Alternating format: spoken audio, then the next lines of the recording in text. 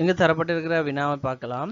இப்படியான வினாக்கள் வருகிற பொழுது நீங்கள் பரீட்சை மண்டபத்திலிருந்து இந்த கேள்விகளை முழுசாக வாசித்து கொள்றதை தவிர்த்து கொள்ளுங்க. ஏனென்றால் இந்த மாதிரி ஃபார்மேட்டில் வந்தாலே இங்கே பாருங்க எங்களுக்கு தரப்பட்டிருக்குது, அதாவது தடித்த எழுத்துக்களை தரப்பட்டிருக்குது, தொடர்பை காட்டாத எஞ்சிய சொல்லை தேர்வு செய்க என்று வருது. அப்போ அதே போல் இங்கே குறித்த ஒரு பண்பிற்கேற்ப ஒன்றோடு ஒன்று சமனான தொடர்பை கொண்டிருக்கும். இதுதான் விஷயம். இப்போ நாங்கள் இதில் இருக்கக்கூடிய எல்லாவற்றையும் வாசித்து எங்களோட நேரத்தை வீணடிக்கக்கூடாது. எனவே எல்லாம் இதில் 4 சொல் இருக்கின்ற 4 சொல்லும் ஏதோ ஒரு வகையில் பார்க்குறதுக்கு ஒன்றோட ஒன்று பண்பளவில் ஒரே மாதிரி தான் இருக்கும். ஆனால் அது ஏதோ ஒரு பண்பில் ஒரு சொல் மட்டும் மாறுபடும். அந்த மாறுபடக்கூடிய சரியான சொல்லை தேர்வு செஞ்சு நாங்கள் அதோட இலக்கத்தை புள்ளிக்கோட்டில் எழுதணுங்கிறது தான் வினா. ரைட். இப்போ பாருங்கள், இதில் ஒவ்வொரு சொல்லையும் நாங்கள் பார்ப்போம். சோதனை, அதே நேரம் அவதானிப்பு, மதிப்பீடு, விசாரணை, இதெல்லாம் பார்க்கும்போது கிட்டத்தட்ட ஒரே மாதிரி இருக்கிற மாதிரி தான் எங்களுக்கு தெரியுது. ஆனால் ஒவ்வொரு சொல்லுக்கும் அர்த்தம் எப்படி இருக்கின்றதை பாருங்க. சோதனை என்ற இன்ஸ்பெக்ஷன், சோதிக்கிறது. அவதானிப்பு என்ற ஒப்சர்வேஷன். அதே போல் மதிப்பீடு என்ற இவாலுவேஷன். விசாரணைங்கிறது இன்குவாரி. அப்போ இந்த இதில் இன்குவாரி பண்ணுறது, ஒப்சர்வ் பண்ணுறது, அதே போல் இன்ஸ்பெக்ட் பண்ணுறது எல்லாம் ஒரு தகவலை எடுக்கிறதுக்கு. அந்த எடுத்த தகவலை இவாலுவேட் பண்ணுறது, மதிப்பீடு செய்கிறது இன்னொரு விஷயம்.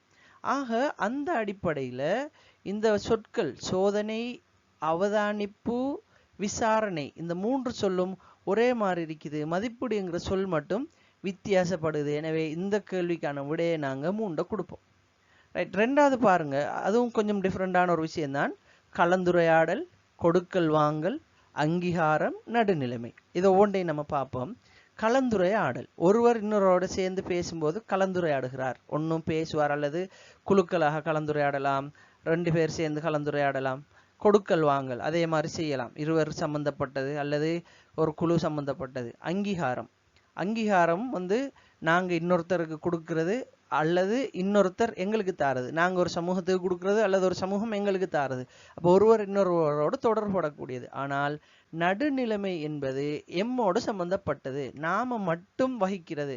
ஆக இதுக்கு நாங்கள் நடுநிலைமைங்கிறது சரியான விடையாக எடுத்துக்கொள்ளலாம். அப்போ 2வது கேள்விக்கான விடை நடுநிலைமை. 3வது கேள்வியை பாருங்க. உருளை, சிலிண்டர் சொல்லுவோம். அதே போல நான்முகி, பிரமிட், அரியம், இது எல்லாம் கோடுகளோட மட்டும் தொடர்படுறத பார்க்கலாம். எங்களுக்கு அதை பார்த்தாலே தெரியும். நான்முகி 4 முகங்களை கொண்டது, பிரமிட், அரியம், இதெல்லாம் கோடுகளோட 3D அமைப்புல வரக்கூடிய மாதிரி இருக்கும். உருளைங்கிறது அப்படி அல்ல. உருளைங்கிறது வட்டத்தோடும் கோடுகளோடும் சம்மந்தப்பட்டு வர்றதுனால உருளை மட்டும் இதில் வித்தியாசப்படுது. எனவே இதில் நாங்கள் ஆன்சராக உருளையை கொடுப்போம். ரைட். அப்போ இதுக்கான விடை 1. அடுத்த கேள்வி பாருங்க. கேட்பவர், லிசனர், சரிதானே? வாசிப்பவர், ரீடர், பின்பற்றுபவர், ஃபாலோவர்ஸ், பார்வையாளர்கள், பார்வையாளர்கள் வாட்சஸ் என்று சொல்லலாம், பார்க்கிறார்கள் என்று சொல்லலாம். ரைட். இதில் இந்த எல்லா சொல்லும் ஒரு கண்டென்ட், அதாவது நம்ம கொடுக்குற கண்டென்ட்டை தமிழ் என்ன, ஒரு விஷயத்தை நீங்கள் ஏதாவது ஒரு செய்தியை ஒரு குரல் வழியில் ஒரு பாட்டையோ ஏதோ சொன்னீங்கன்னா அதை கேட்குறார்கள் இருப்பாங்க. எழுத்து வடிவில் ஒரு செய்தியை சொன்னீங்கன்னா அதை வாசிப்பவர்கள் இருப்பார்கள். அல்லது ஒரு வீடியோவாக ஒரு செய்தியை சொன்னீங்களா இருந்தால் அதை பார்ப்பவர்கள் இருப்பார்கள். இந்த பின்பற்றுவர்கள்ங்கிறவங்க இது எல்லாம் சேர்ந்து செய்யக்கூடியார்கள், ஃபாலோவர்ஸ்ன்னு சொல்லலாம். ஒருத்தரை கொள்கை ரீதியாக பின்பற்றலாம், அல்லது நாங்கள் ஒரு தலைவரை பின்பற்றுதல் அல்லது ஒரு சேனலை பின்பற்றுதல். இதெல்லாம் மற்ற 3ம் என்ன செய்யுது? ஒரு கண்டென்ட்டை கேட்கலாம், வாசிக்கலாம், பார்க்கலாம். அதே நேரம் பின்பற்றுதுங்கிறது கண்டென்ட்டோட சம்மந்தப்பட்டது மட்டுமல்ல, அது வேறத்துக்கும் வரும். ஒரு தலைவரை பின்பற்றுறதுக்கு வரும். அப்போ அந்த அடிப்படையில் பின்பற்றுபவர் என்று என்ன செய்யலாம்? இதுக்கு நாங்கள் விடையளிக்கலாம். ரைட். இது இந்த கேள்வியை பார்க்குற நேரம் எடுத்தோடனே நாங்கள் சிலர் இப்படி யோசிப்போம். கேட்பவர் என்று வருது, வாசிப்பவர் என்று வருது, பின்பற்றுபவர் என்று, இது மட்டும் பார்வையாளர்கள் என்று வருது என்று செஞ்சிடப்படா, அவ்வளோ லேசாக தரமாட்டாங்க எங்களுக்கு. இது மட்டும் பன்மையில் வருது என்று நாங்கள் விடையளிக்கலாம் என்று அவ்வளோ லேசாக இதை கருதிடக்கூடாது. ரைட். அடுத்த கேள்வி பாருங்க. ஹாக்கி, எல்ஏ, கிரிக்கெட், பேட்மிண்டன். இப்போ பேட்மிண்டன், இப்போ ஹாக்கி ஒரு டீமாக விளையாடலாம். அதாவது 2க்கு மேற்பட்ட ஒரு டீமை கொண்ட ஒரு டீம், அல்லது 10க்கு 2க்கும் இடையில, 11க்கு 2க்கும் இடையில எடுத்துக்கொள்ளலாம். எல்லையும் அப்படித்தான், கிரிக்கெட்டும் அப்படித்தான். ஒரு டீம் இருக்கும், சரிதானே? 10க்கும் அதிகமானவர்களை கொண்ட ஒரு டீம் இருக்கும். ஆனால் பேட்மிண்டன் அப்படி இல்லை. அது டீமாக விளையாடுறது மாரி பேட்மிண்டன், சிங்கிளாக விளையாடுறது மாரிக்கு. ஆனால் மற்ற விளையாட்டுகள் போன்ற குழுக்களாக இது இருக்காது, இருவர் கொண்ட ஒரு அணியாக இருக்குமே தவிர இது போல பெரிய குழுக்களாக இருக்காது என்ற அடிப்படையில் இந்த வினாவுக்கான விடை பேட்மிண்டன் என்பது இதுக்கான விடையாக இருக்கும். அப்போ 5வது கேள்விக்கான விடை வந்து 4வது விடை. 6 தொடக்கம் 10 வரை உள்ள வினாக்களை பார்க்கலாம். இந்த வினாக்களில் சொல்லப்படுற விஷயம் என்னென்றால், இங்கே வந்து 3 சொற்கள், அந்த 3 சொற்கள்லையும் 3 சொற்களுக்கு இடையிலேயும் ஒரு தொடர்பு இருக்குது. அதே அளவு தொடர்பு, கிட்டிய தொடர்பை காட்டும் மும்மை சொல்லை தேர்வு செய்க என்றதன் கேள்வி. இப்போ இதிலிருந்து நாங்கள் விளங்கிக் கொள்ளணும் என்னென்றா, இப்போ மேலிருக்கிற சொல் எந்த அடிப்படையில் தொடர்படுது என்கிறத மையமாக வச்சுத்தான் கீழே இருக்கிற விடைகள் இருந்து நாங்கள் விடையை தேர்வு செய்யணும். இப்போ முதலாவது பாருங்க, பயணம் செய்கிற ஒருவர் பேருந்தில் பயணம் செய்கிறவராக இருந்தால் அந்த பேருந்து எங்கே தரிக்கும்? பேருந்து தரிப்பிடத்தில் இருக்கும், பஸ் ஸ்டேஷனில் இருக்கும். பயணி பேருந்தில் போகிறாரு, அந்த பேருந்து எங்கே இருக்கும்? பஸ் ஸ்டேஷனில் இருக்கும், அதாவது பேருந்து தரிப்பிடம். மாணவன் புகையிரதத்திலையும் போகலாம், பஸ்ஸிலையும் போகலாம், என்னத்திலையும் போகலாம், அவர் போய் பாடசாலைக்கு சேரலாம். சரிதானே? ஆக இங்கே தொடர்பு ஒன்றுக்கு ஒன்று தொடர்பு இல்லை. இப்போ முதலாவது கேள்வி எங்களுக்கு முதலாவது விடை தொடர்பு இல்லை. சாரதி வாகனம் பாதை, சாரதி வாகனம் ஓட்டுவார், அது பாதையில் தான் வாகனம் இருக்கும் இல்லை. சரிதானே? அப்போ இங்கே சரியான எக்ஸாக்ட் தொடர்பு இல்லை, சாரதி வாகனம் பாதை. அதே போல் மாலுமி கப்பல் துறைமுகம், இந்த சொற்களுக்கும் பார்த்தமா இருந்தால் மாலுமி கப்பலை செலுத்துபவர், கப்பல் துறைமுகம். இப்போ இங்கே வந்து கப்பலில் மாலுமி மட்டும் இருக்கிறல்ல, கப்பலில் பயணம் செய்பவர்களும் இருப்பாங்க. அப்போ அந்த அடிப்படையில் வரும்போது பேருந்தில் மொத்தமாக எல்லாரையும் நாங்கள் பயணிகள், பெரும்பாலும் பேருந்தில் பயணிகள்ங்கிற ஒரு தொடர்பு வாடுறதுனால இந்த சொல்லும் 3வது சொல்லும் தொடர்பு இல்லை என்ற அடிப்படையில் 3வது சொல்லும் தொடர்பு இல்லை. அதே நேரம் இந்த 4வது விடையை பார்ப்போம். விமான பயணி, விமானத்தில் பயணிப்பவர்கள் விமான பயணிகள். அவங்க விமான பயணிகளாக இருந்தால் ஆகா விமானத்தில் போவாங்க. அந்த ஆகான விமானங்கள் எங்கே இருக்கும்? விமான நிலையத்தில் இருக்கும். பஸ் தரிப்பிடம் மாதிரி இது விமான நிலையம். எனவே அது சரியாக மெச்சாகிறதுனால 4வது விடை இதுக்கு சரியான விடை. எனவே 4வது இலக்கம் இதுக்கு வரும். ரைட். அடுத்தது பாருங்க, கற்றல் சித்தி சான்றிதழ். ஒருத்தர் கற்றால் சித்தி அடைவார், சித்தி அடைந்தால் சான்றிதழ் எடுப்பார். மண்வெட்டி என்று சொல் தரப்பட்டி. இப்போ கற்றல் என்பது ஒரு செயற்பாடு, இங்கே வந்து மண்வெட்டிங்கிறது ஒரு கருவி. அந்த அடிப்படையில் இது வராதுன்றதை நம்ம டைம் வேஸ்ட் பண்ண தேவையில்லை, எடுத்துக்கொள்ளலாம். ரைட். பலவீனம் என்பது செயற்பாடு அல்ல, இது நமக்கு ஒரு இயல்பு, அல்லது ஒரு என்ன சொல்ற, பலவீனம்ங்கிறது ஆரோக்கியம், பலவீனம்ங்கிறது நம்மளோட உடலில் இருந்து வெளிப்படக்கூடிய ஒரு வெளிப்பாடு என்று எடுக்கலாம், அது ஒரு செயற்பாடு என்று எடுக்க முடியாது. ரைட். அடுத்தது பாருங்க, 3வது விவசாயம் என்பது ஒரு செயற்பாடு. விவசாயத்திலிருந்து கிடைக்கக்கூடிய பலன், அதில் ரிசல்ட்ஸ் என்ன? அறுவடை கிடைக்கும். அதை வச்சு அறுவடை எடுத்தா என்னத்தை செய்யலாம்? உணவு எடுக்கலாம். ஆக விவசாயம் செயற்பாடு, இங்கேயும் கற்றல் ஒரு செயற்பாடு. அந்த செயற்பாட்டில் கிடைக்கக்கூடியது என்ன? நன்றாக கற்றா சித்தி கிடைக்கும். அப்போ விவசாயம் செஞ்சால் அறுவடை கிடைக்கும். ரைட். சித்தி அடைஞ்சா அதனுடைய இறுதி முடிவு என்ன? சான்றிதழ் கிடைக்கும். அதே மாதிரி அறுவடை செஞ்சோம்னா அதை நம்ம உணவுக்கு பயன்படுத்தலாம். எனவே 3வது விவசாயம் அறுவடை உணவுங்கிறது சரியாக இருக்குது. இந்த ஊறுதல் தவழுதல் நடத்தல் என்பது தொடராக வருது. ஊறுவாங்க, பிறகு தவழுவாங்க, பிறகு நடப்பாங்க. இது வந்து தொடரில் வருது, மேலே உள்ள மாதிரி அல்ல என்ற அடிப்படையில் 3வது விடை தான் இதுக்கு சரியான விடை என்ற முடிவுக்கு வரலாம் நாங்கள். ஆக இங்கே நாங்கள் கொடுக்க வேண்டிய விடை 3வது என்பது இதுக்கான சரியான விடையாக இருக்கும். ரைட். அடுத்த கேள்வியை பார்ப்போம். நகரம், மாவட்டம், மாகாணம். மாகாணத்தோட சிறிய அலகு மாவட்டம், மாவட்டத்தை விட சிறிய அலகு நகரம். அப்போ அந்த அடிப்படையில் என்ன செய்யுது? இது வருது. ஒரு சிறிய அலகு அது அதிகமாக அது உள்ளடங்கக்கூடிய நகரங்கள் உள்ளடங்கக்கூடிய அடுத்த அலகு பெரிய அலகு, அந்த மாவட்டங்கள் உள்ளடங்கக்கூடிய அதை விட பெரிய அலகு மாகாணம். அந்த அடிப்படையில் வருது. இப்போ நட்சத்திரங்கள் வந்து இருக்கக்கூடிய இடத்தை நாங்கள் நட்சத்திர மண்டலம் என்று சொல்லுவோம். நட்சத்திர மண்டலங்கள் நிறைய இருக்கிற இடத்தை வந்து பால்வெளின்னு சொல்லுவோம். சின்ன அலகு, அதோட கொஞ்சம் பெருசு, அதோட பெருசு. அப்போ முதலாவது மெச்சாகுது. அமாவாசை, அட்டமி, பூரணை இது வந்து ஒன்றோட ஒன்று தொடர்பு இல்லை. பூமி, வானம், பிரபஞ்சம். இப்போ வானம் பூமி சேர்ந்து தான் இருக்கி உலகம், அந்த உலகம் இருக்கிற இடம் தான் பிரபஞ்சம். அப்போ இந்த சின்ன அலகு பெரிய அலகுண்டு இல்லை, இது ரெண்டு சேர்ந்தது. துவிச்சக்கர வண்டி, மோட்டார் வாகனம், பேருந்து. இப்போ இதில் வந்து ஒன்றுக்குள்ளே ஒன்று அடங்குறதல்ல. துய்சக்கர வண்டிங்கிறது வேற, மோட்டார் வாகனம் என்கிறது வேற, பேருந்துங்கிறது வேற. ஆனால் மாவட்டத்துக்குள்ள நகரம் இருக்கும், மாகாணத்துக்குள்ள மாவட்டம் இருக்கும். அப்போ அந்த அடிப்படையில் நாங்கள் பார்க்குற நேரம் இதுக்கு முதலாவது விடை நட்சத்திரம், நட்சத்திர மண்டலம், அதே போல பால்வழி என்பது இதுக்கு மிக பொருத்தமான விடையாக இருக்கிறத பார்க்கலாம். எனவே இதுக்கான சரியான ஆன்சர் முதலாவது விடை. அடுத்தது பாருங்க, ஒரு மரம், அந்த மரத்தில் ஒரு பூ பூக்கும், மரத்துடைய ஒரு அழகு, மரத்துடைய ஒரு உறுப்பு என்று வச்சுக்கொள்ளலாம். அதில் ஒரு வகை, அதிலிருந்து இன்னொரு சிறிய உறுப்பு மகரந்தம். பூவில் மகரந்தம் இருக்கும், மரத்தில் பூ இருக்கும், பூவில் மகரந்தம் இருக்கும். அப்போ ஒன்றிலிருந்து ஒன்று பிரிஞ்சு வரக்கூடியதை சொல்கிறோம். ரைட். இப்போ பாருங்க, கால்வாய், ஓடை, ஆறு. ஆறு என்பது பெரிய அழகு, ஓடை சின்ன ஓடை, கால்வாய் ஆறை விட்டு சின்னது. அப்போ ஒன்று கொண்டு தொடர்பு இல்லை. இது வந்து பெருசுலேருந்து சின்னதாக போகிறத பார்க்குறோம். ஆனால் இங்கே அப்படி இல்லை, மாறி வந்திருக்குது. ரைட். அலுவலகம், அலுவலகத்தில் மேசை இருக்கும், மேசையில் ஒரு அங்கம் கோப்பு அல்ல. அலுவலகத்துக்குள்ளே மேசை இருக்கும், கதிர் இருக்கும், நிறைய இருக்கும். அலுவலகத்தின் ஒரு அங்கம், அதில் ஒரு அங்கம் கோப்பு உண்டு. மேசை இருந்தால் மேசையில் கோப்பு கட்டாயம் இருக்கணுமென்று நம்ம என்ன செய்யலை, முடிவெடுக்கலாம். கோப்பு இல்லாத மேசைகளும் இருக்கலாம். அப்போ இதை எங்களை கன்ஃபியூஸ் பண்ணுறதுக்காக இப்படியான ஆன்சர் போடுறாங்க, நாங்கள் இதுக்குள்ளே வர தேவையில்லை. அதே போல் பாருங்கள், வாசியசாலை, புத்தகம், எழுத்து. வாசியசாலையுடைய ஒரு பிரிவு புத்தகம், அதனுடைய ஒரு பிரிவு எழுத்து மாதிரி எங்களுக்கு தோணலாம். ஆனால் அதை விட மிகவும் நெருக்கமான தொடர்பை கொண்ட, அதுதான் இங்கே விஷயமே, கேள்வியே இதுதான், மிக கிட்டிய தொடர்பை காட்டும்.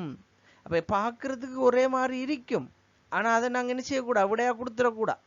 அதை விட மிக நெருக்கமானது இருந்தால், இப்போ பாருங்கள், ஒரு அத்தியாயம்ங்கிறது ஒரு என்ன ஒரு லெசன், அதுக்குள்ள அந்த அத்தியாயத்துடைய ஒரு சிறிய கட்டாய பங்கு, அதுலேருந்து கட்டாயம் சின்னதாக வருமாண்டா பந்தி வரும், பந்திகள் சேர்ந்தது தான் அத்தியாயம். அப்போ அந்த பந்தியை உருவாக்குறதுக்கு வசனங்கள் வேணும், சரிதானே?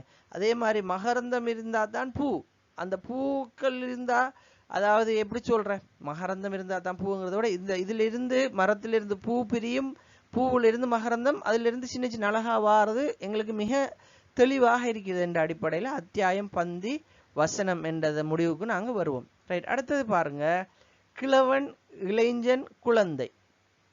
கிழவன், இளைஞன், குழந்தை. இது வந்து இறங்கு வரிசையில் வருது. கிழவன் அரிப்பார், அதுக்கு பிறகு இளைஞன் அரிப்பார், அதுக்கு பிறகு குழந்தை அரிப்பார். அதிபர் அரிப்பார், ஆசிரியர் அரிப்பார், மாணவன் அரிப்பார்னு சொல்லலாமா? மாணவன் அரிக்கிறவர் ஆசிரியராக இல்லாமல் அதிபராக வரதுக்கான வாய்ப்புகள் கூட வரலாம், சரிதானே? வாய்ப்புகள் வரலாம்.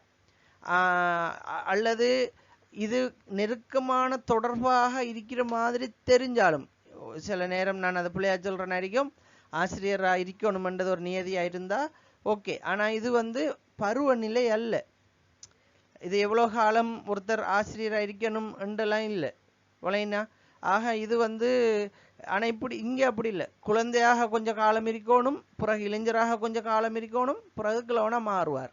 அப்போ பருவ காலம் இருக்குதுல்ல, அப்போ பருவ காலம்ங்கிறது தான் இதில் கேள்வியுடைய பொதுத்தன்மை. அப்போ அதிபர், ஆசிரியர், மாணவனுங்கிறதுக்கு பருவகாலம் இல்லை. அதே போல் காடு, மரம், செடிகள். செடிகள் தனிப்பட்டது, மரங்கள் தனிப்பட்டது, காட்டுக்கு அது பருவத்தோட தொடர்பட்டது இல்லை. இரவு, பகல், அதிகாலை, இதை பார்த்தீங்கன்னா பருவம் இருக்குது. அதிகாலைங்கிறது எவ்வளோ நேரம் இருக்கணுமென்றது இருக்குது, பகல் பொழுது எவ்வளோ நேரம் இருக்கு, பகல் பொழுது எவ்வளோ நேரம் என்றது இருக்குது, இரவு எவ்வளோ நேரம் என்றது இருக்குது. அப்போ இதுலேயும் பருவம் இருக்குது. எனவே மிக சரியான விடை இரண்டாவது விடை. மற்றது கோப்பை, பீங்கான், சட்டியெல்லாம் மாறுபட்டது, அதெல்லாம் சம்பந்தமே இல்லாத வரக்கூடிய விடை. எனவே இங்கே நாங்கள் இதுக்கு சரியான விடையாக எடுப்போம், இரவு, பகல், அதிகாலை என்பது மிகவும் சரியான விடை. அப்போ விடை இலக்கம் 2, இங்கே விடை இலக்கம் 4. அடுத்து வினா வந்து 11 தொடக்கம் 15 வரையிலான வினாக்கள். ஏயிலிருந்து யூ வரை உள்ள ஆங்கில எழுத்துக்களினால் அறிமுகம் செய்யப்பட்டுள்ள வன அலுவலகர் குழுவினரால் அவர்களது வெளிக்கல கடமைகளுக்காக பயன்படுத்தப்படும் வாகன வகைகளை குறிப்பிடும் கீழே உள்ள உருவப்படத்தை அடிப்படையாக கொண்டவை. இது என்னன்னு சொன்னால், ஒரு கிராஃப் ஒன்று சந்திக்கிறாங்க எங்களுக்கு, வரைபொண்ணும் ஒரு வெண்வரிப்படம் ஒன்று சந்து, அந்த வெண்வரிப்பட அடிப்படையில் என்ன செய்கிறாங்க, கேள்வி கேட்குறாங்க. அப்போ இங்கே வந்து எந்த உருவம், என்ன அலுவலகர், என்ன வாகனத்தை பயன்படுத்துகிறாங்கங்கிறத தெளிவாக இங்கே குறிப்பிடப்பட்டிருக்குது. அப்போ இந்த கேள்வி மிக மிக இலகுவான ஒரு கேள்வி. இதுல நாங்க கண்டுபிடிக்க தெரிஞ்சா எங்களுக்கு இலகுவாக இதை எப்படி நாங்க அவதானமாக பார்க்கிறோமாங்கிறத பார்க்கறதுக்காக தான் இப்படியான கேள்வி வருது. சரி, இதுல முதல்ல நம்ம பார்ப்போம். ஜீப் வாகனத்தை பயன்படுத்தும் அலுவலர்கள் என்று வந்திருக்குது. ரைட். அப்ப நீள்வட்டத்துல குறிப்பிடப்பட்டிருக்கிறத பாருங்க. அந்த நீள்வட்டத்துக்குள்ள அடங்குறது எல்லாம் ஜீப் வாகனத்தை பயன்படுத்தக்கூடிய ஆட்கள். சரிதானே? மோட்டார் வாகனத்தை பயன்படுத்தும் ஆட்கள். ரைட். இப்ப நாம துருவா கேள்விக்கு போவோம். கேள்விக்கு போய் கேள்வியிலிருந்து இந்த வரைபடத்துக்கான விளக்கத்தை எடுப்போம். அப்ப எங்களுக்கு நேரம் மிச்சப்படும், அதே நேரம் விளங்குறதுக்கு இலகுவாக இருக்கும். இப்ப இங்க கேட்டிக்கிறாங்க முதலாவது கேள்வி என்னண்டா, மோட்டார் வாகனம், ஜீப் வாகனம், வேன் வாகனம் எல்லாத்தையும் மூண்டையும் பயன்படுத்துறாங்க. இதுல கிட்டத்தட்ட 4 வாகனம் இருக்குது. ஒன்று ஜீப், இன்னொன்று மோட்டார் வாகனம், அடுத்தது மோட்டார் சைக்கிள், இன்னொன்று வேன். அதாவது jeep, car, motor cycle, van, இந்த 4 வாகனம் இருக்கு. இதுல மோட்டார் சைக்கிளை தவிர வேறு வாகனங்கள் பயன்படுத்துறார்கள் யாரு என்றதுதான் கேள்வி. சரிதானே? முதலாவது கேள்வி, ஜீப் வாகனம், வேன் வாகனம், மோட்டார் வாகனம் எல்லாத்தையும் பயன்படுத்தினாலும் மோட்டார் சைக்கிளை பயன்படுத்தாதாக்கள் யாரு என்றதுதான் கேள்வி. சரி, இப்ப பாருங்க, இதுல நாங்க எடுத்துக்கொள்ள வேண்டிய விஷயம் என்னண்டா, நாங்க குறிப்பிடும் போது மோட்டார் சைக்கிள் எங்க இருக்குது? மோட்டார் சைக்கிள் இந்த இருக்கக்கூடிய செவ்வகத்தால குறிப்பிடப்படுது. ஆக நாங்க குறிப்பிடுற ஆள் இந்த செவ்வகத்துக்குள்ள வரக்கூடாது. அப்ப இந்த செவ்வகத்தை விட்டு தான் என்ன செய்யணும்? இதை விட்டு வார ஆளை நாங்க எடுக்க போறோம். ரைட். அப்ப நாங்க அந்த செவ்வகத்தை மார்க் பண்ணிக்கிறேன். இந்த செவ்வகத்துக்குள்ள மட்டும் அந்த எழுத்து வந்துடக்கூடாது. அதனால நான் ரெட் லைன் போடுறேன். இந்த செவ்வகத்துக்குள்ள மட்டும் வந்துடக்கூடா. சரி, மற்றது என்ன? மற்ற எல்லா உருவமும் வார மாதிரி ஒரு ஆளா இருக்கணும் என்றது கேள்வி. மற்ற எல்லா உருவமும் வார ஆளா இருக்கணும் என்று. இப்ப பாருங்க, இந்த எல்லா உருவமும் இந்த செவ்வகத்தை தவிர்த்து சதுரம், வட்டம், நீள்வட்டம் எல்லாம் உள்ளடங்கக்கூடிய ஒரே ஒரு ஆள் இந்த இருக்கிறாரு, எச்ங்கிற ஒரு ஆள் இருக்கிறார். இவர் தான் இந்த செவ்வகத்தை மட்டும் விட்டு, நான் செவ்வகத்தோட சேர்த்து கீறிட்டேன். இதை பாருங்க, செவ்வகத்தை மட்டும் விட்டு இருக்கக்கூடிய ஒரே ஒரு ஆள். ரைட். அப்ப இங்க நாங்க ஆன்சர் என்ன கொடுக்க போறோம்? எச். சரிதானே? எச் என்பது வெளிக்கலத்துக்காக செல்கிற போது மோட்டார் சைக்கிளை பயன்படுத்தாம மற்ற எல்லா வாகனத்தையும் பயன்படுத்தக்கூடிய ஒரு ஆள் எச் என்றபடினால இதுக்கான விடையை நம்ம என்ன கொடுக்க போறோம்? 2 என்று கொடுக்க போறோம். ரைட். அப்ப நாங்க அதை எப்படி காண்றோம்? மோட்டார் சைக்கிள் மட்டும் வரக்கூடாதுன்னா இந்த செவ்வகம் மட்டும் வரக்கூடாது, மற்ற எல்லாம் பொதுவாக வரக்கூடிய மாதிரி இருக்கணும்டா எச்ங்கிறத நாங்க எடுத்துக்கொண்டோம் அதுல இருந்து. ரைட். ரெண்டாவது கேள்வியை பார்ப்போம். நாங்க வெளிக்கல கடமைகளுக்காக ஒரு வகைக்குரிய வாகனத்தை மட்டும் பயன்படுத்துவர்கள் எத்தனை பேர்? ஏதாவது ஒன்றை மட்டும் பயன்படுத்துறார்கள் அப்படின்னா அந்த வாகனம், அதாவது அந்த உருவங்களுக்குள்ள வேற உருவங்கள் வேற எதுவும் வந்துடக்கூடாது. ஏண்டா பாருங்க, முதல்ல அது செவ்வகத்துல இருந்து ஸ்டார்ட் பண்ணுவோம். நம்ம இலகுவாய்க்கும் செவ்வகத்துல மட்டும் இருக்கி வேற உருவங்கள் எதுக்குள்ளேயும் தொடர்படாதது. இந்த பாருங்க, சியும் ஓவும் இருக்கி 2. சதுரத்துக்கு வருவோம். சதுரத்துல இருந்தா பாருங்க 3 இருக்குது, IOB 3 இருக்குது. அப்ப 2 3 5. ரைட். இங்க பாருங்க வட்டம், வட்டத்துக்குள்ள 2 இருக்குது, 5 2 7. அதே போல ஜீப்புங்கிற நீள் வட்டத்துக்குள்ள பாருங்க SME மிரிக்கி 7 2 9. அப்ப இங்க விட தரப்பட்டிருக்குது 9. எனவே இதுக்கு சரியான விடை 3. சரிதானே? 9 என்பது. ரைட். அடுத்த கேள்வி கேட்டிக்கிறாங்க பாருங்க, ஜீப் வாகனம் மற்றும் மோட்டார் வாகனத்தை மட்டும் பயன்படுத்துகிறார்கள். ஜீப்பு மோட்டார் வாகனம் மட்டும் பயன்படுத்துகிறார்கள் யாரு? மோட்டார் வாகனத்தை மட்டும் பயன்படுத்தக்கூடியவர்கள் யாருன்னு கேட்டிக்கு. ரைட். ஜீப் நீள்வட்டம், மோட்டார் வாகனம் வட்டம், இது ரெண்டும் பயன்படுத்துகிறார்கள் யாரு? இந்த பாருங்க, அது ரெண்டுக்குள்ளேயும் வரக்கூடிய ஆக்கலண்டா FRMG, அது வரக்கூடிய விட FGMR. FGMR என்பது 4வது விடை. அது மட்டும் பயன்படுத்துகிறார்கள். இவங்க வேற எந்த உருவத்துக்குள்ளேயும் வரையில, நீள்வட்டத்துக்குள்ளேயும் வட்டத்துக்குள்ளேயும் மட்டும்தான் நீக்கிறாங்க. எனவே FRMG என்பது வட்டத்துக்குள்ளேயும் நீள்வட்டத்துக்குள்ளேயும் அமைகிறதுனால அந்த விடையை நாங்க கொடுப்போம். ரைட். அடுத்த கேள்வி கேட்டிக்குது, ஜீப் வாகனத்தையும் மோட்டார் சைக்கிளையும் மட்டும் பயன்படுத்துவார்கள். ஜீப்பும் மோட்டார் சைக்கிளும் மட்டும். அப்ப ஜீப்புங்கிறது என்ன? நீள்வட்டம், மோட்டார் வாகனம்ங்கிறது செவ்வகம். அப்ப அதுக்குள்ள அடங்கக்கூடிய ஆக்கள் யார்? இந்த பாருங்க, கேயும் எல்லும் மட்டும்தான். அது ரெண்டுக்குள்ளேயும் வார மாதிரி கொமனா வாரார். எனவே அதுக்கான விடை கேயும் எல்லும். எனவே 2வது விடை இதுக்கான சரியான விடை. ரைட். அடுத்தது பார்ப்போம். ஏதாவது இரு வகைக்குரிய வாகனங்களை மட்டும் பயன்படுத்துவார்கள் எத்தனை பேர்? அப்ப இதுல வரக்கூடிய ஆட்கள் 2 மட்டும் பயன்படுத்துறார்கள், 2க்குள்ள மட்டும்தான் இருக்கணும், வேற எதுக்குள்ள வரக்கூடாது, வேற எதுக்குள்ள அவங்க உள்ளடங்கிட கூடாது, அப்படியான ஆட்கள் எத்தனை பேர் இருக்கான்னு கேட்குறாங்க. ரைட், முதல்ல நாம லேசா கண்ணுக்கு விளங்குறதுல இருந்து வருவோம். இந்த பாருங்க, மோட்டார் வாகனம் 2 மட்டும், 2 உருவத்துக்குள்ள மட்டும் சதுரமும் செவ்வகமும் வரக்கூடிய ஆட்கள் இந்த 2 பேர் இருக்கிறாங்க. பிஜே 2 பேர், கேஎல் இந்த 2 பேர் இருக்கிறாங்க, 2 பேர் மட்டும் வரக்கூடிய ஆட்கள். ஓகே, கேஎல் அப்ப சதுரம், அதே போல 2 பேர் மட்டும் வரக்கூடிய ஆட்கள் வரும்போது இந்த பாருங்க எஃப்ஆர்எம்ஜி, அப்ப 4 6 8, அப்ப இங்க 8 என்பது சரியான விடை. அப்ப 2 வாகனத்தை மட்டும் பயன்படுத்துறார்கள், 8 பேர் இருக்கிறாங்க என்றதுனால 4வது விடையை நாங்க தெரிஞ்சோம். இது மிச்சம் லேசான கேள்வி. எங்களுக்கு இந்த கேள்வியை பார்த்தோன்னே மயக்கம் வர, இது நிறைய கேள்வி பேப்பர்ல வருது, எல்லா போட்டி பரீட்சைக்கும் இப்படியான ஏதாவது ஒரு கேள்வி வந்துருது. கடந்த முறை நடைபெற்ற அதாவது சட்ட அறிஞர் லோக்கல் என்ட்ரன்ஸ் எக்ஸாமுக்கும் இந்த கேள்வி வந்திருக்குது.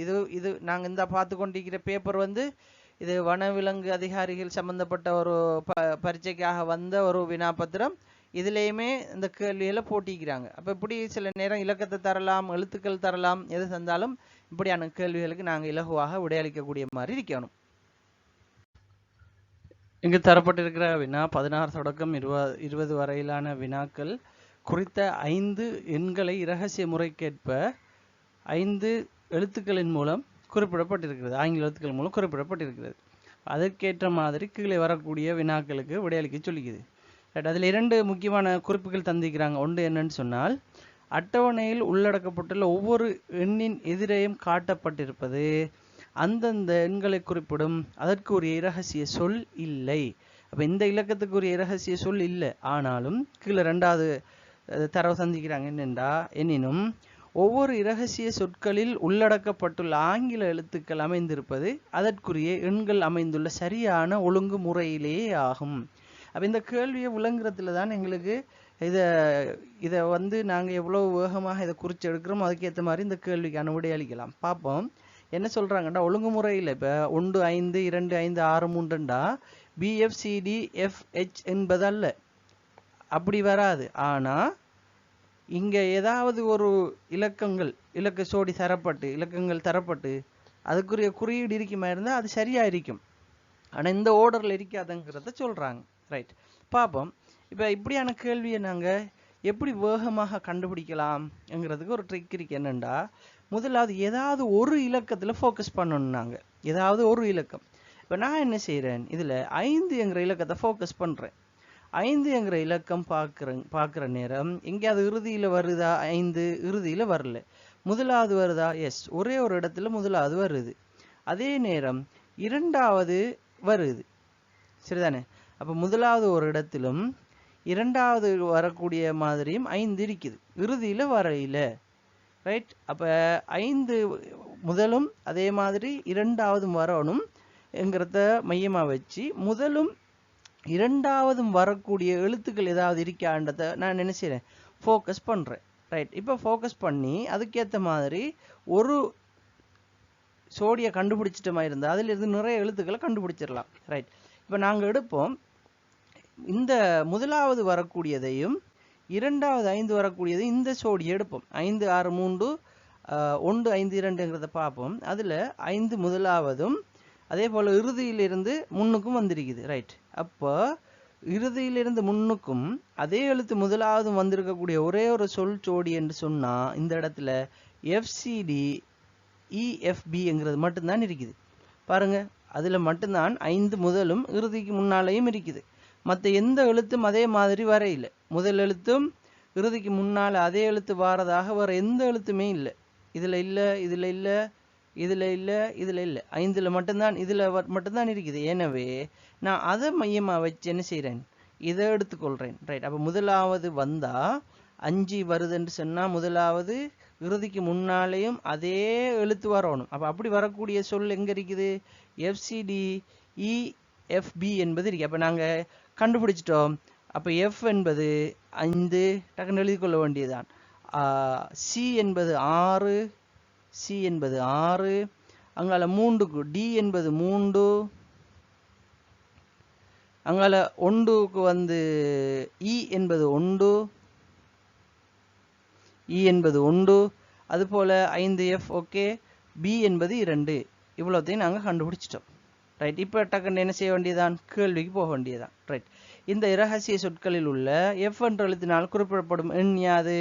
ரைட், எங்களுக்கு இங்கே தெரியும், நாங்கள் 5 என்பதை கண்டுபிடிச்சு வச்சுக்கிறோம். எனவே 2, 5ங்கிறது சொல்கிறேன். அடுத்தது 7 என்ற எண்ணை குறிப்பிடுவதற்காக பயன்படுகின்ற இரகசிய சொற்கள் எவை என்று கேட்டீங்க. இதில் பாருங்க, நாங்கள் கண்டுபிடிச்சதில் சி கண்டுபிடிச்சிக்கிறோம் 7 வரையில்.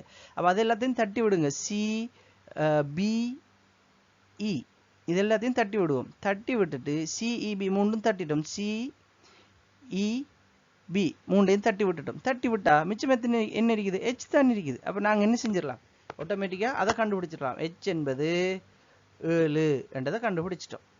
Right, okay. இப்போ பாருங்க, 7 கண்டுபிடிச்சாச்சா? ஹெச் என்பது 7ன்னு கண்டுபிடிச்சிட்டேன். அடுத்த கேள்வி கேட்டிக்கிறாங்க, 9 மட்டும் வார மாதிரி. எங்களுக்கு தெரியும் எஃப் என்பது 5 என்று தெரியும், சரிதானே?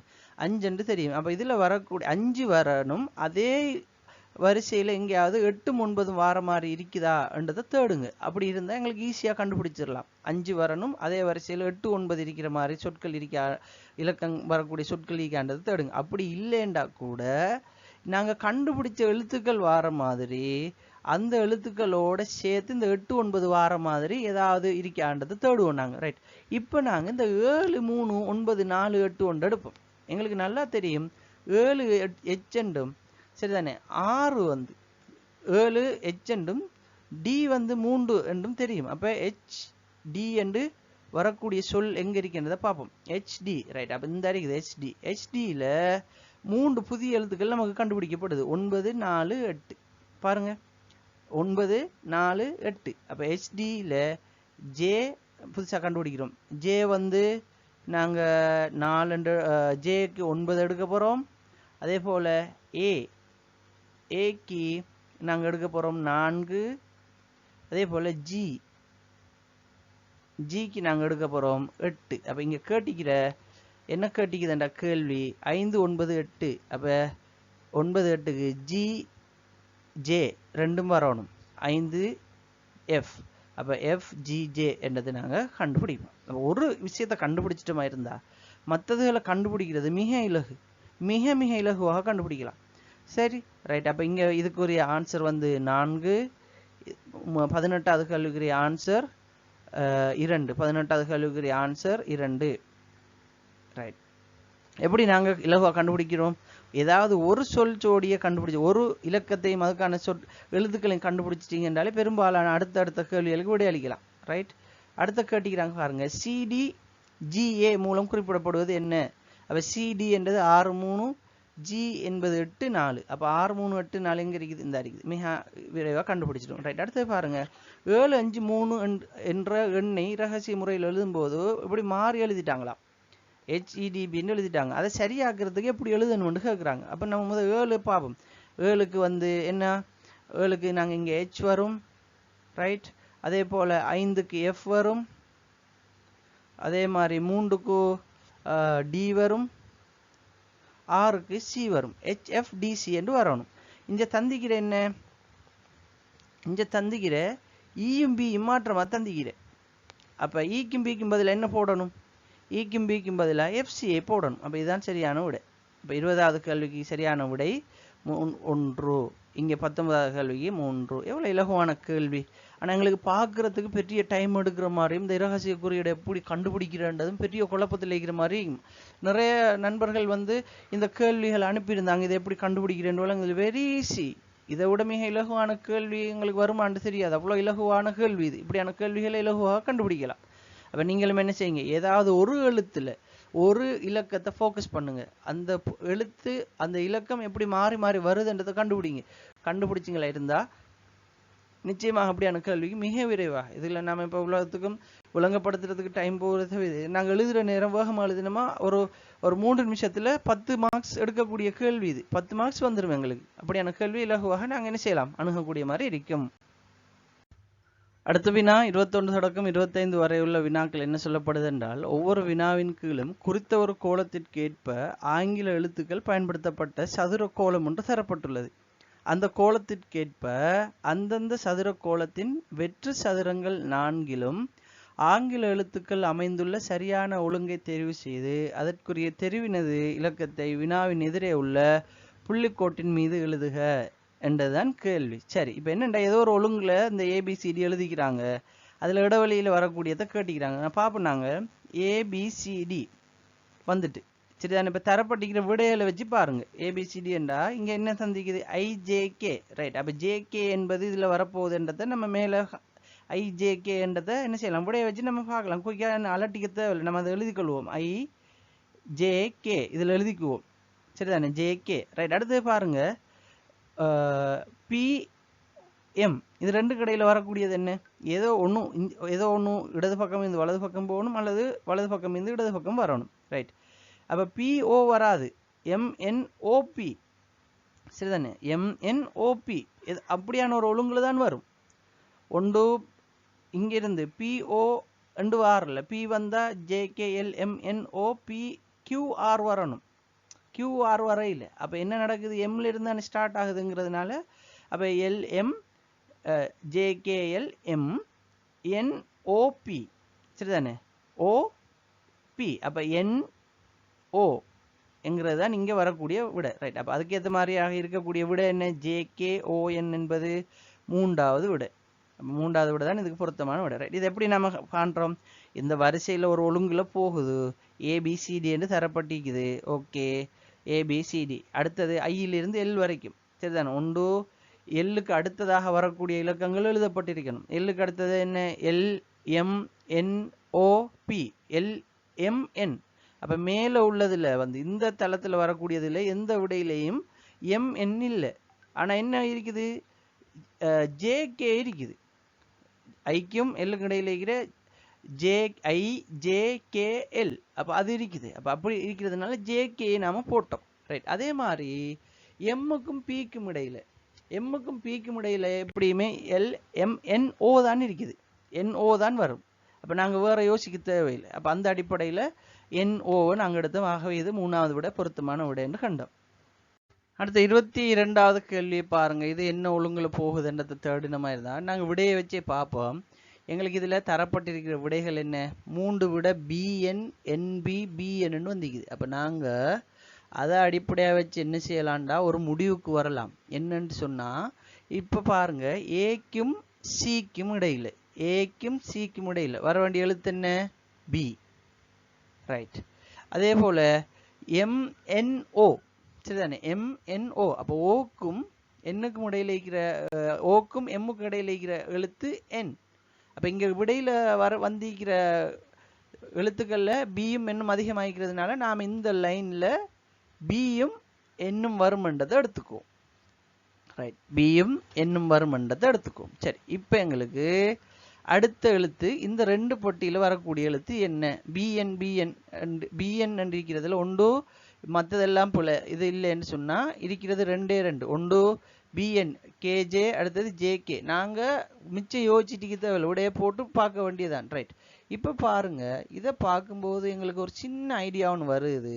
இதில் என்னன்னு சொன்னால், இந்த வந்திக்கிற கோலத்தை பாருங்க, ஏ பி திரும்ப சிடி பாருங்க, ஏபி சிடி. அதே போல எம்என் ஓபி ரெண்டு வருது சரிதானே.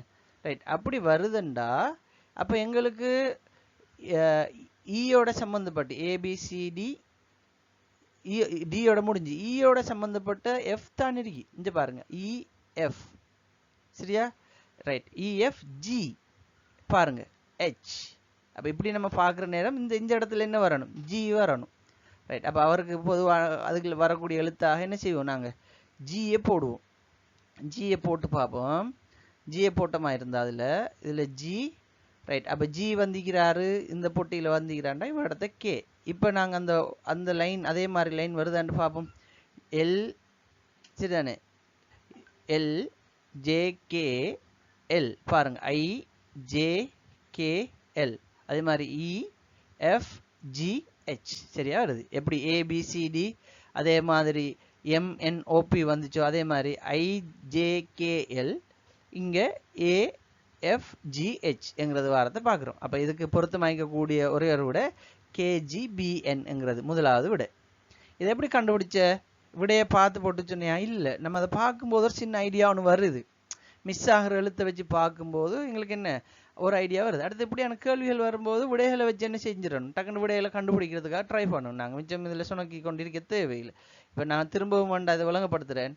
இது எப்படி வந்துச்சு இங்கே பாருங்க.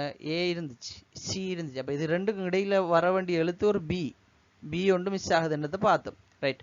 ஓஎம் அது ரெண்டுக்கும் இடையில வர வேண்டிய எழுத்து என். அப்போ விடையில பியும் என்னும் இருக்குது. இந்த இடத்துல ரெண்டு இடத்துல இருக்குது. அப்போ மற்ற ரெண்டையும் கட் பண்ணுவோம்.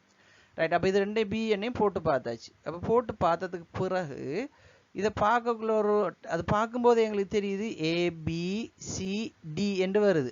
மேலே இந்த திரும்ப எம்என்ஓபி என்று வருது. அப்போ அந்த மாதிரி வருதுண்டா இங்கே திரும்ப இஎஃப் தந்திக்குது, இஎஃப் ஜிஹெச். அப்போ ஹெச்ங்கிறதுனால இதில் ஜி வரணும். திரும்ப ஐஜேகேஎல் அதே மாதிரி வர மாதிரி நாங்கள் என்ன செஞ்சிட்டோம், இந்த கோலத்தை அமைச்சிட்டோம். ஓகே, அடுத்தது பார்ப்போம். அடுத்ததும் இலகுவான ஒரு விஷயம் தான். எப்படி போகுது என்ற கோலத்தை பாருங்க. ஏபி என்று போகுது, அதாவது இந்த மாதிரி அருகருகள் இருக்கிறது போகுது. அடுத்த கோலம் இஎஃப் இங்கேருந்து வருது. அப்படி பார்க்கும்போது எம்என் இந்த கோலம் இங்கேருந்து வர்றது எம்என். ஐஜே ஹெச்ஐஜேன்னா இங்கே வர்றது. ரைட். அப்போ கேஎல் இங்கே இப்படி வரக்கூடிய கோலம். அடுத்தது என்ஓபி ஏன்னா ஓக்கு அடுத்தது பி வரப்போகுது, இங்கேருந்து வரப்போகுது, இந்த லைனில் வரக்கூடாது. அப்போ இங்கே வரக்கூடிய விடை என்னவாக வரும்? என்ஜேஎல்பி என்பது இதுக்குரிய விடையாக வரும். என்ஜேஎல்பி என்பது மூன்றாவது விடையாக இருக்குது. அந்த விடை வரும். எப்படி அதில் இப்போ பார்த்தா விளங்குது எங்களுக்கு. ஏபி என்று வருது, திரும்ப இஎஃப்ங்கிறது மாறி வருது. அப்போ எம்முக்கு அடுத்ததாக என் வரணும், ஐக்கு அடுத்ததாக ஜே வரணும், கேஎல்ஓபி என்பதாக வரணும். எனவே அதுக்கான விட மூன்றாவது விடையாக பார்க்குறோம். ரைட். அடுத்தது பார்ப்போம் நாங்கள் அதே மாதிரி ஏபி பார்ப்போம் நாங்கள். ஏபி இங்கே பாருங்க, ஏபி இருக்குது, இக்கு எஃப்இ இஎஃப் இருக்குது. ரைட். அப்போ டிக்கு வர வேண்டிய ஆள் யார்? டிக்கு வரணும் ஒன்று சி வரணும், ஜிக்கு ஹெச் வரணும். நாங்கள் அதே மாதிரியே நிரப்புவோம், சிஹெச்ங்கிறத நிரப்புவோம். ரைட். எண்ணுக்கு எம் வரணும். ரைட். ஐக்கு என்ன வரணும்? ஜே வரணும். சரிதானே? ஐக்கு ஜே வரணும். அவ்வளோதான். இந்த அடிப்படையில் நாங்கள் இதை நிரப்பலாம். அப்போ சிஹெச்ஜேஎம் நான்காவது விட வரும். ரைட். ஆனால் இதில் கோலம் எப்படி போகுதுன்றது பாருங்க. ஏபிசிடி இப்படி போகுது, இஎஃப்ஜிஹெச் போகுது, ஐஜேகேஎல் இப்படி போகுது, எம்என்ஓபி இப்படி போகுது. உண்மையிலே இது இலகுவான ஒரு கேள்விதான். ஆனால் எங்களை கொஞ்சம் சுத்த விட்டுரும். நாங்கள் அவசரமாக ஏபிசிடியை பக்கத்தில் எழுதி வச்சுருந்தா கூட லேச்சு. ஏன்னா மிச்சம் எழுத்துக்களுக்குள்ள வரையில் ஏ தொடக்கம் ஜேஎம்என்ஓபி வரைக்கும் தான் தந்திக்கிறாங்க. அப்படியான கேள்விகளை நாங்கள் என்ன செய்யலாம், இலகுவாக செய்யலாம். இதை பயிற்சி வினா தான். இதே மாதிரி தான் ஆசிரியர் போட்டி பரீட்சைக்கு வருமென்று இல்லை, இது பயிற்சி வினா. இது மாதிரி வினாக்களை பயிற்சி செய்யலாம், எழுத்துக்களை கொண்டு வரலாம். எனவே எப்படியான வினாக்களை பயிற்சி செய்யும்போது நமக்கு கேள்விகள் வந்தால் இலகுவாக இருக்கும். அடுத்த வினாவை பார்க்கலாம். இந்த வினாவில் தந்திருக்கிற விடையெல்லாம் ஒரே விடை தான். என்ன? எம்என்பிஓ எம்என்பிஓ எம்என்பிஓன்னு தான் தந்திக்கிறாங்க. ரைட். இப்போ இந்த விடையை வச்சு தான் நாங்கள் என்ன செய்ய போகிறோம், இந்த கேள்விக்கு விட காண போகிறோம். விடையை வச்சு விட காண போகிறோம். நம்ம சொன்னி கொண்டிருக்க தேவையில்லை. ரைட். இதில் பாருங்கள், எம்என்பிஓ பிஎம்என்ஓண்டெல்லாம் இருக்குது. ரைட். இதில் பாருங்கள், இந்த இதை பார்க்கும்போது ஏபி இருக்குது. ரைட். இப்படி வருது பாருங்கள், ஒரு ரவுண்ட் ஷேப்பில் வருது. ஏபி சரிதானே? சிடி இஎஃப் ஜிஹெச் ஐஜேகேஎல் அப்படின்னு வருது. அப்போ எப்படி வருது? அப்போ எம்என்ஓபி சரிதானே? அவ்வளோதான் விட. அப்போ நான்காவது விடையை போட்டோம்னா நமக்கு இங்கே கண்டுபிடிச்சிடும். அப்போ இங்கே வந்து எம்என்ஓபி எம்என்ஓபி. ரைட். எப்படி கண்டுபிடிச்சோம்? Very easy. இதில் இருக்கிற இதை பார்க்கும்போதே நமக்கு விளங்குது. இதை பார்த்தோன்னே நமக்கு விளங்குது என்ன கோலத்தில் அது போகுதுண்டு. சரிதானே? அப்போ ஏபி சிடி, அப்போ EF GH IJKL and வருதுண்டா MNOP. அடுத்து வர வேண்டியவர் எம்என்ஓபி என்றது விடையாக வரும். எனவே நாங்கள் என்ன செய்யலாம், அந்த அதுக்குரிய கேள்விக்குரிய விடையாக நாங்கள் அதை காணலாம். அது கோலம் இன்னும் எப்படி போகுதுன்றதை நீங்கள் கீறி பார்த்தீங்கன்னா எப்படி வருது, பெரிய ABCD என்று வருது. திரும்ப அதுக்குள்ள EFGH, அதே மாதிரி IJKL என்று வருது. அப்படி MNOP என்கிறது அதுக்கு எப்படியாக வரும் என்கிறத பார்க்கலாம். ரைட், அடுத்த கேள்வியை பார்ப்போம். நாங்கள் 26 தொடக்கம் 30 வரையிலான வினாக்களில் எண் சோடிகள் தரப்பட்டிருக்குது. இப்போ இந்த எண் சோடிகளுக்கு இடையில் ஏதோ ஒரு தொடர்பு இருக்குது. அந்த தொடர்பை மையமாக வச்சு பார்க்குற நேரம் இதில் பொருத்தம் இல்லாத ஒரே ஒரு சோடி இருக்குது. அந்த சோடி எதுன்னு கேட்டிக்கிறாங்க.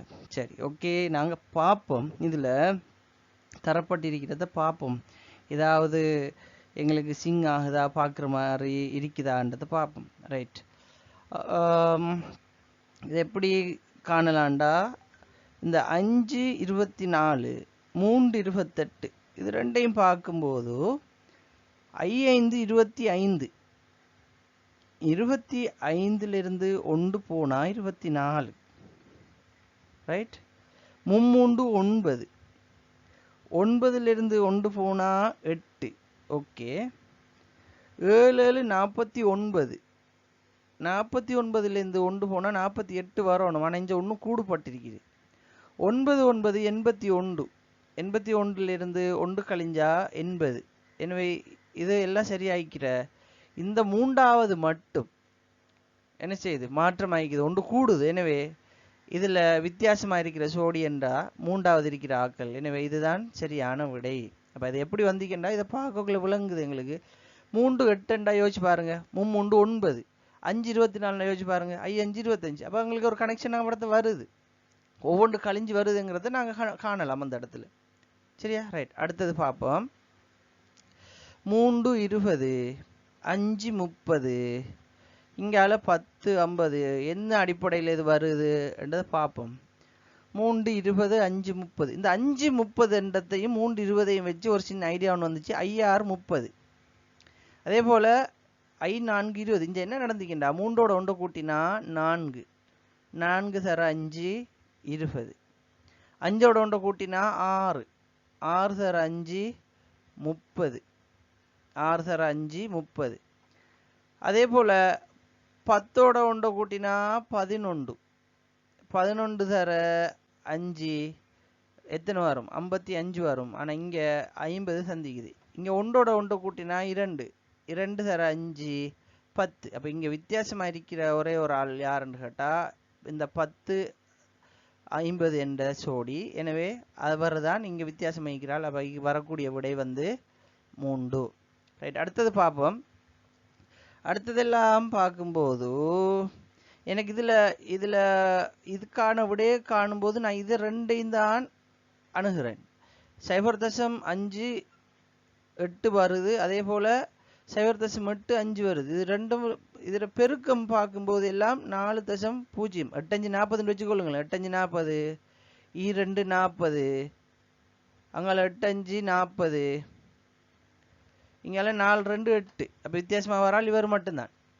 சரிதான், இதில் எல்லாத்துலேயும் பெருக்கு தொகை சரியாக வருது. 0.5 பெருக்கினா 4.0 வரும். நம்ம 0 வைக்காட்டிலும் இது லேசாக பார்க்கும்போது 8 5 40 2 சர 20 40 8 40 வருது. ஆனால் இங்கே வித்தியாசமாகிறது 0.4 மட்டும்தான்.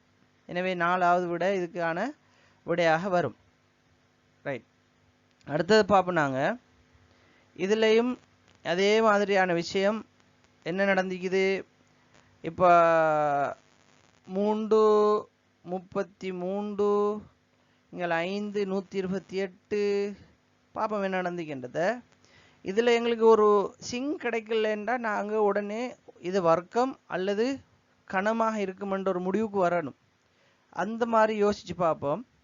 2உடைய கணம் என்ன, 8. அப்போ 8 + 3 11. ஓகே, 3உடைய கணம் 3 9 9 3 27 27 + 3 30 வரணும். ஆனால் இங்கே 33 இருக்கு. பார்ப்போம். 5 கணம் 125 + 3 128 சரியாக இருக்குது.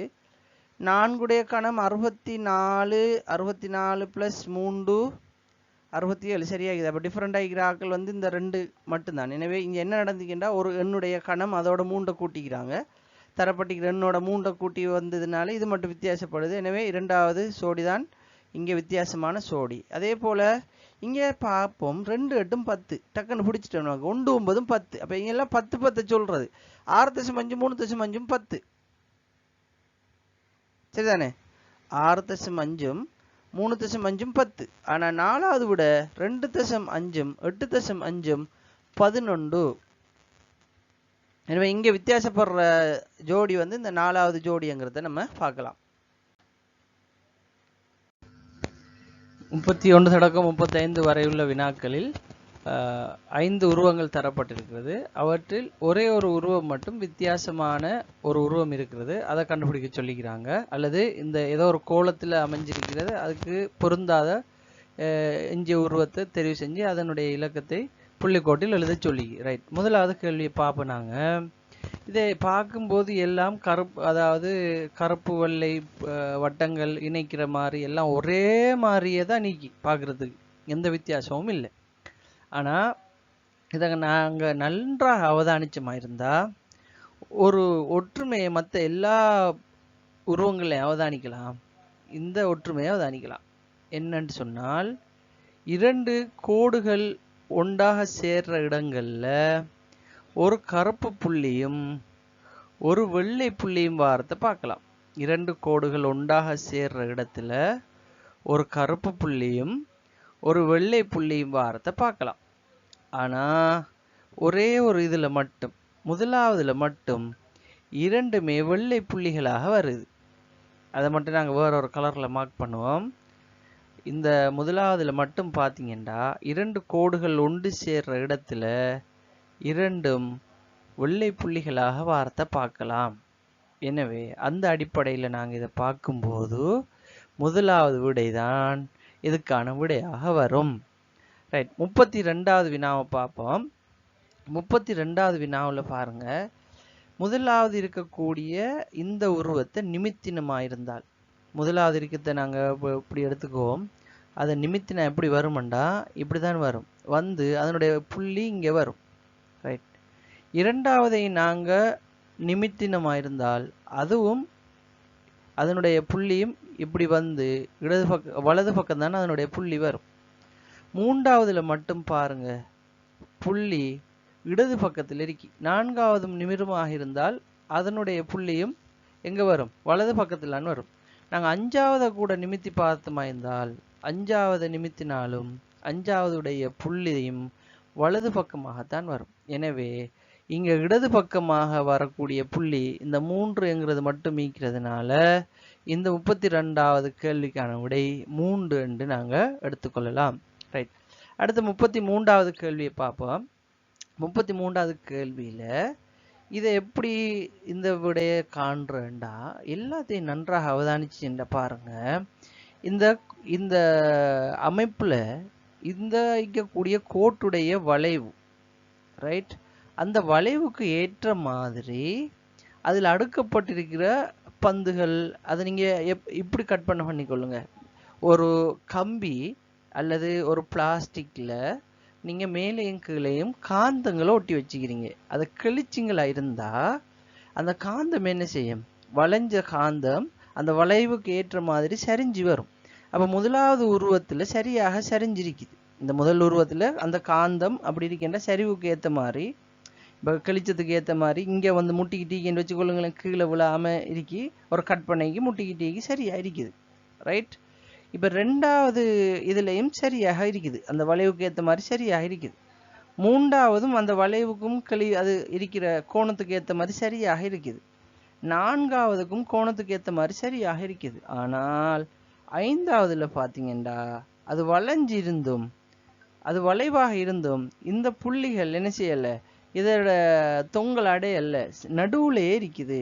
எனவே அதுக்கேற்ற மாதிரி நம்ம பார்த்தோமா இருந்தால் அந்த அடிப்படையில் இங்கே வரக்கூடிய ஆன்சர் 5வது தான் வரும்.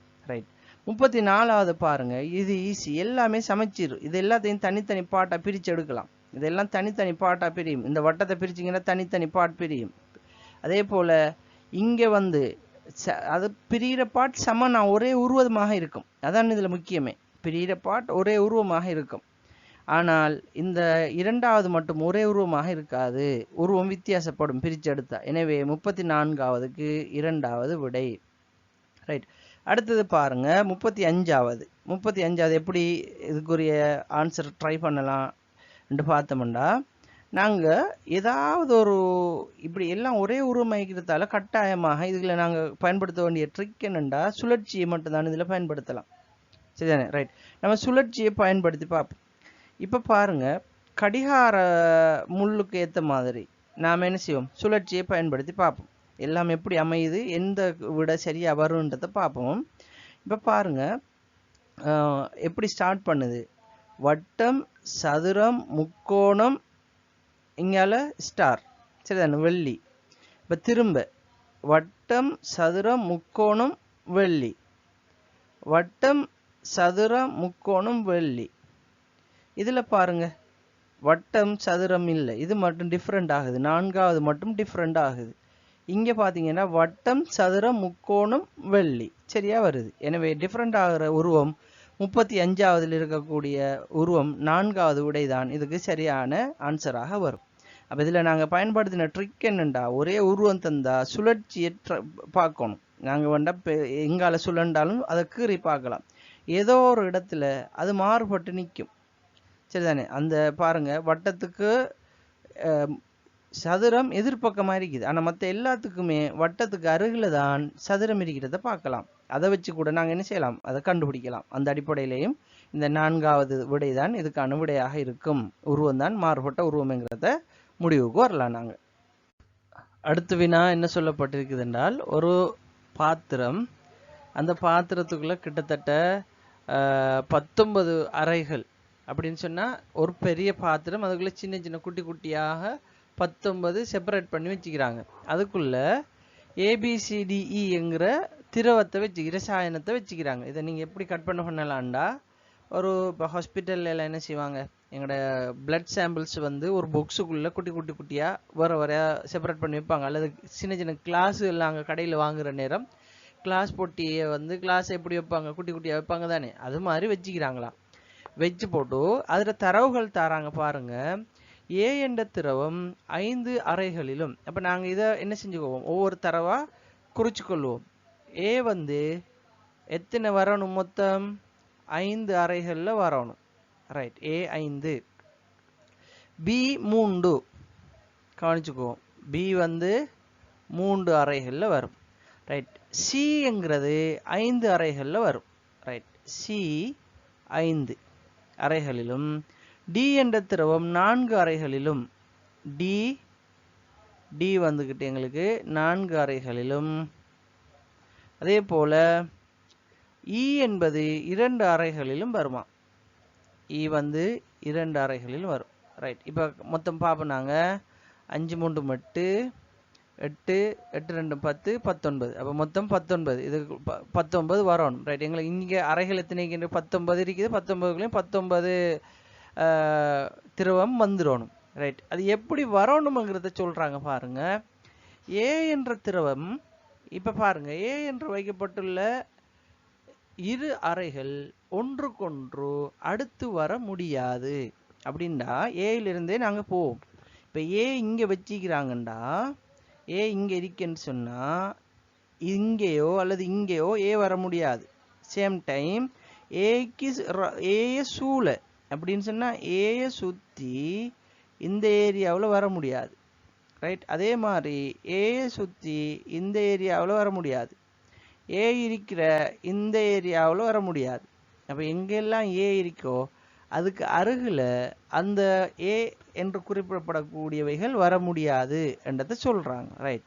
அப்ப அப்படின்னு சொன்னா நாங்க என்ன செய்வோம், முதல்ல ஏ எத்தனை இருக்கின்றதை பார்ப்போம். ஏ 1 2 3 இருக்குது. ஏ 3 இருக்குது. அப்ப ஏக்கு இன்னும் 2 இடம் நாங்க வழங்கணும். சரிதானே? ஏக்கு இன்னும் 2 இடம் வழங்கணும். ரைட்.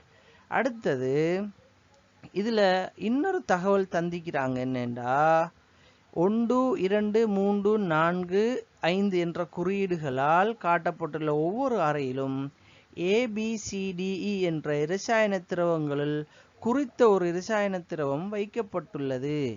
அப்ப இதுல ஏதாவது இலக்கம் போட்டு ஏதாவது ஒரு இடத்துல கட்டாயம் A வந்தே ஆகணும் என்கிற ஒரு தகவல் சொல்லிக்கிறாங்க. ரைட். அப்ப தகவல் சொல்லிக்கிறாங்கண்டா A இங்க வர 4ல வர முடியாது, 1ல வர முடியாது, 5ல வர முடியாது, 3ல வர முடியாது. ஏன் எல்லா இடத்துலயும் பக்கத்துல இருந்தா 2ல A கொண்டு வரலாம். அப்ப இதுக்குள்ள நாங்க A இருக்கி என்றதை இங்க குறிச்சுக்கொள்வோம். விளங்குறதுக்காக தள்ளி குறிச்சுக்கொள்வோம். 2ல A இருக்குது என்றதை சொல்லுவோம். ரைட். அடுத்தது பாருங்க, B வைக்கப்பட்டிருப்பது ஒன்றுக்கொன்று அடுத்து வரும் 3 அறைகளில் மட்டுமே. B மொத்தம் 3 தான் இருக்குது. அப்ப இங்க தரப்பட்டிக்குது ஒரு B தான் தரப்பட்டிக்குது. ரைட். ஒரு B தரப்பட்டிக்குது. சேம் டைம் என்ன சொல்றாங்க, ABCD என்கிறது எல்லாம் ஏதாவது ஒரு இலக்கத்துக்குள்ள வரணும்னு சொல்லிக்கிறாங்க.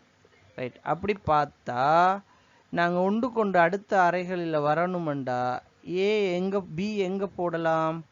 Bக்கு எந்த இடம் கொடுக்கலாம்? உண்டு. ஒரே ஒரு வாய்ப்பு தான் நீக்குது. என்ன சொல்லப்பட்டிக்குது? B வைக்கப்பட்டு ஒன்றுக்கொண்டு அடுத்து வரும் 3 அறைகளில், அடுத்தடுத்த 3 அறைகளில் ஒரே மாதிரி வரக்கூடியதுன்னு சொல்லிக்கிறாங்க. ரைட். அப்ப நாங்க இந்த 5ல B கொடுப்போம். 5க்கு B கொடுத்து வைப்போம். கொடுத்துட்டு இந்த இருக்கிற பேலன்ஸ் இருக்கிற இந்த பகுதிக்கு சும்மா நாங்க B கொடுத்து வைப்போம். ரைட். கொடுத்தாச்சு. இப்ப பாருங்க, இதுல மீதமாக இருக்கக்கூடிய இடங்கள்ல நாங்க இப்ப 4A குறிச்சிட்டோம். இன்னும் ஒரே ஒரு A மட்டும்தான் நாங்க கொடுக்க வேண்டியிருக்குது. சரிதான். இன்னும் ஒரே ஒரு A கொடுக்கணும். அந்த Aக்கு மிக அண்மையில் இல்லாத ஒரு இடமாக கொடுக்கணும்டா இந்த இடத்துல கொடுப்போம் A. இதுல நாங்க சும்மா A கொடுத்து வைப்போம். ரைட். இப்ப பாருங்க, D வைக்கப்பட்டிருக்கும் 2 அறைகளுக்கு அடுத்ததாகவும் மத்தியிலும் அமைந்துள்ள அறைகளில் மட்டுமே E வைக்கப்பட்டிருக்கும் என்று சொல்லப்படுது. அப்ப நாம இங்க என்ன செய்வானாம், A கொடுக்கணும். A இருக்கட்டும். ரைட். நாங்க எல்லாத்தையும் ஃபில் பண்ண வேண்டிய தேவை இருக்கான்றதை கேள்வி வச்சு பார்ப்போம். இப்ப B குறிச்சிட்டோம் நாங்க. அடுத்தது D வைக்கப்பட்டிருக்கும். D மொத்தம் 4ல 2 குறிக்கப்பட்டிருக்குது. பாருங்க, D வந்து மொத்தம் 4ல 2 குறிக்கப்பட்டிருக்கு. இன்னும் 2 குறிக்கணும் நாம. சரி. இப்ப நாங்க முதல்ல என்ன செய்வோம், E வைக்கப்பட்டிருக்கிறத பார்ப்போம். D வைக்கப்பட்டிருக்கும் 2 அறைகளுக்கு அடுத்ததாகவும் மத்தியிலும் அமைந்துள்ள அறைகளில் E வைக்கப்பட்டிருக்கும்.